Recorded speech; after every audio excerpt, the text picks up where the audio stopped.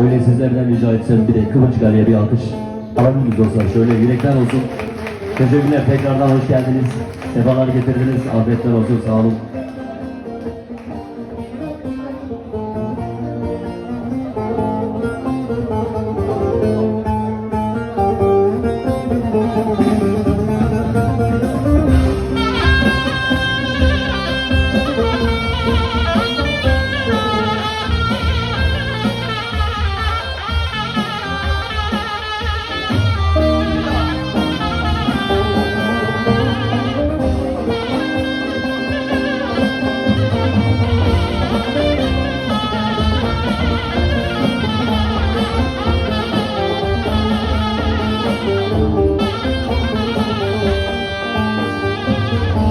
Sebebine yandım,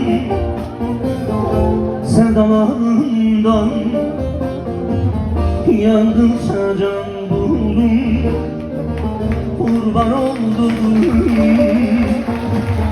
Her şeyi unuttum, o gün yüzünde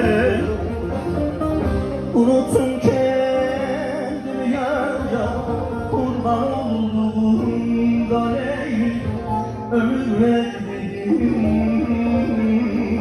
yarım bildim. Unuttum kendimi ya kurban oldum ya ömür verdim, yarım bildim.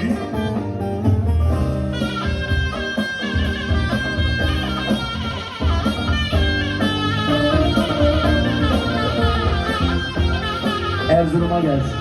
Var mı aramızda Erzurumlu? Erzincan'a, Sivas'a da gelsin. Dersim'e de gitsin.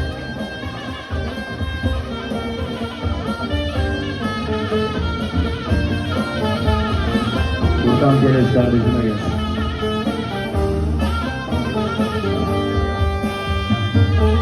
Ben de değilim,